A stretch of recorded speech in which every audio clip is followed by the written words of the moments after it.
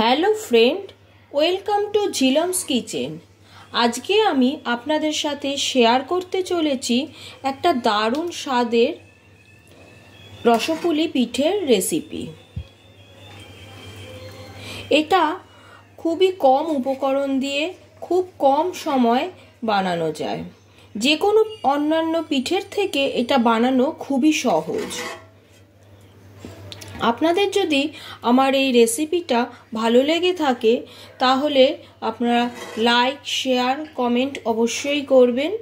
আর আমার চ্যানেলে নিত্য নতুন রেসিপির আপডেট পেতে গেলে আমার চ্যানেলটিকে অবশ্যই সাবস্ক্রাইব করবেন। তাহলে চলুন দেখে নেওয়া যাক রেসিপিটা।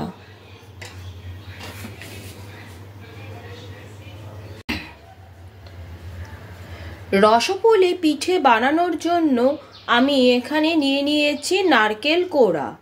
মাঝারি সাইজের একটা নারকেলকে গোটা আমি পুরোটা কুড়িয়ে নিয়েছি।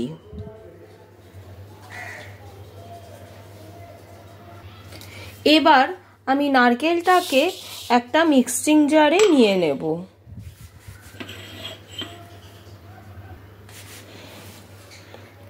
নারকেলটাকে মিক্সিং জারে নিয়ে আমি একটা পেস্ট বানিয়ে নিচ্ছি। পুরো নারকেলটাকে পেস্ট করে আমি একটা মিক্সিং বোলে নিয়ে নিয়েছি। গ্যাসের ওপর একটা কড়াই বসিয়ে নিয়েছি। কড়াইতে দিয়ে দিচ্ছি 1 কাপ পরিমাণে সুজি। একদম লো ফ্লেমে, কোনো রকম কালার আসবে না, আমি সুজিটাকে একটু ভেজে নেব।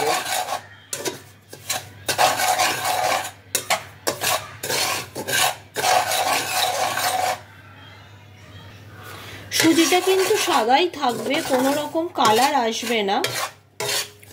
এভাবে আমি মিনিট 3-4 এটাকে হালকা করে একটু ড্রাই রোস্ট করে নিচ্ছি। আর মাথায় রাখতে হবে এই সময় কিন্তু গ্যাসের ফ্লেমটা একদম লোতেই রাখতে হবে।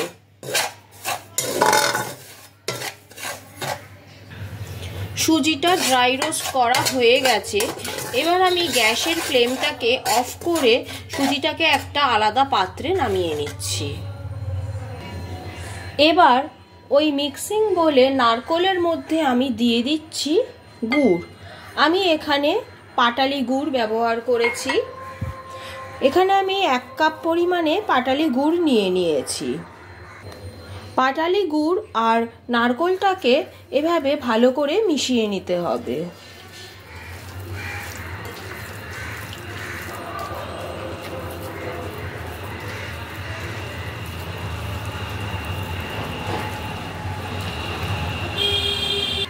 পাটালি গুড় আর নারকেলটাকে মিশিয়ে নিয়েছি। এবার আমি এর মধ্যে দিয়ে দিচ্ছি ড্রাই রোস্ট করে রাখা সুজি, আর দিয়ে দিচ্ছি 1 চিমটে পরিমাণে নুন। এবার এই সব কিছুকে একসাথে ভালো করে মেখে নিতে হবে। সমস্ত উপকরণগুলো খুব ভালোভাবে একসাথে মেখে নেওয়া হয়েছে।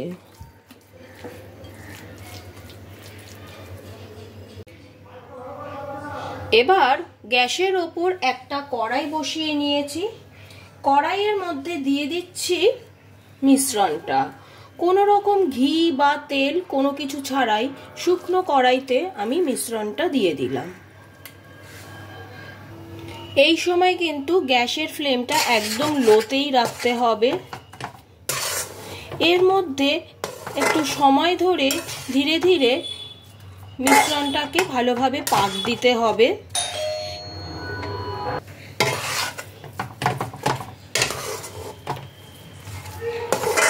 এইভাবে এটাকে ভালোভাবে পাক দিতে হবে যতক্ষণ না এটা একটা ডোয়ের আকৃতি নিচ্ছে। মনে রাখতে হবে এই সময় কিন্তু গ্যাসের ফ্লেমটাকে কোনোভাবেই বাড়ানো যাবে না।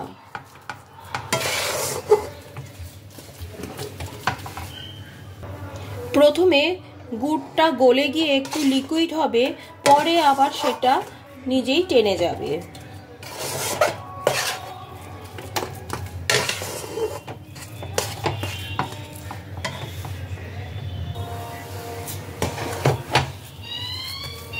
আমার কিন্তু পাক দেওয়া প্রায় হয়ে এসছে। এটা একটা ডো আকৃতির হয়ে গেছে অলরেডি। এটা পুরো ডোয়ের মতো হয়ে গেছে। আমার পাক দেওয়া একদম কমপ্লিট। এবার আমি গ্যাসের ফ্লেমটাকে অফ করে এটাকে একটা থালায় নামিয়ে নেব। এবার ওই মিশ্রণটাকে আমি একটা থালায় নিয়ে নিয়েছি, আর এইভাবে হাতে আমি ভালোভাবে ঘি মাখিয়ে নিয়েছি, যাতে যখন এগুলো দিয়ে নাড়ুর শেপে বানাবো যাতে হাতের মধ্যে না লেগে যায়। এবার এখান থেকে এরকমভাবে অল্প অল্প করে একটুখানি করে নেব। এরকমভাবে গোল গোল করে নাড়ুর শেপে আমি বানিয়ে নেব। অল্প একটু করে নেব, এরকমভাবে খানিকটা করে নিয়ে হাতের মাঝখানে নিয়ে নাড়ুর মতো করে গোল করে নিতে হবে।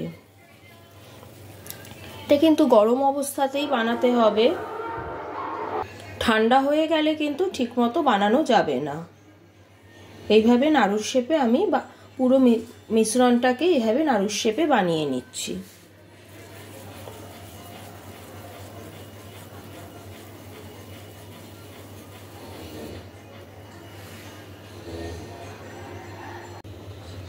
সমস্ত মিশ্রণটা দিয়েই এইভাবে আমি গোল গোল নাড়ুর শেপে পুরো পুলিগুলো বানিয়ে নিয়েছি। এবার আমি চলে যাচ্ছি পরবর্তী স্টেপে। এবার ওই কড়াইতেই আমি দিয়ে দিয়েছি 1 লিটার পরিমাণে দুধ।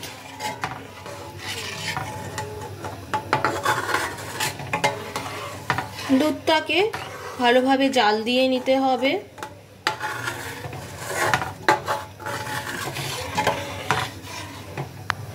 দুধটা ভালোভাবে ফুটে উঠেছে। এটাকে আরো মিনিট 5 সময় ধরে ভালোভাবে একটু জাল দিয়ে ঘন করে নেব।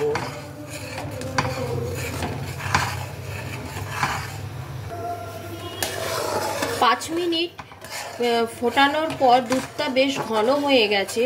এবার আমি গ্যাসের ফ্লেমটাকে লোতে করে দেব। লোতে করে দিয়ে পিঠেগুলো যে বানিয়ে রেখেছিলাম সেগুলো আমি এক এক করে দুধের মধ্যে ছেড়ে দেব। পিঠেগুলো যখন দুধের মধ্যে ছাড়বো তখন কিন্তু ফ্লেমটাকে আমি লোতেই রাখবো।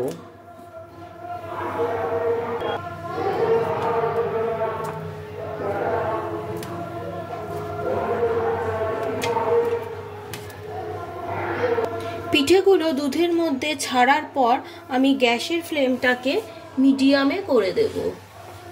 পিঠেগুলো দিয়ে কিন্তু খুব বেশি নাড়াচাড়া করা যাবে না, হালকা হাতে জাস্ট একটুখানি নাড়িয়ে দিতে হবে।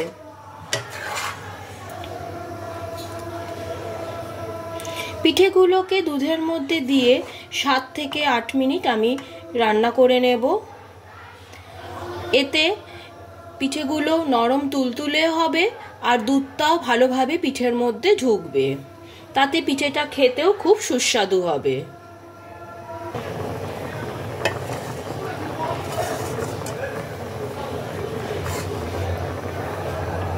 এগুলো কিন্তু খুব বেশি নাড়লে ভেঙে যেতে পারে, সেই জন্য একটু হালকাভাবে আমি নেড়ে দিচ্ছি। পিঠেগুলো দুধের মধ্যে বেশ ভালোভাবে ফুটে উঠেছে, সেই জন্য দুধের উপর এগুলো ভেসে উঠেছে। খুব কম সময় খুব কম উপকরণে বানানো যায় এই পিঠে, আর অন্যান্য যে কোনো পিঠের থেকে এই পিঠে বানানো একটু বেশিই সোজা। যারা পিঠে বানাতে পারেন না বা পিঠে বানাতে ভয় পান তারা এই পিঠেটা একবার বাড়িতে ট্রাই করে অবশ্যই দেখতে পারেন।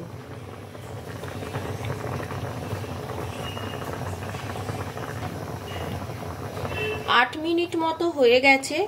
এবার আমি গ্যাসের ফ্লেমটাকে অফ করে দিচ্ছি। গ্যাসের ফ্লেমটা অফ করে আমি এর মধ্যে দিয়ে দিচ্ছি গুড়। আমি এখানে আবারও 50 গ্রাম মতো গুড় দিয়ে দিচ্ছি। গ্যাসের ফ্লেমটাকে অফ করে দিচ্ছি কারণ গুড় দিলে দুধটা কেটে যেতে পারে, সেই জন্য গ্যাসের ফ্লেমটা অফ করে গুড়টা আমি অ্যাড করলাম। এবার গুড়টাকে ভালো করে দুধের সাথে মিশিয়ে নেব।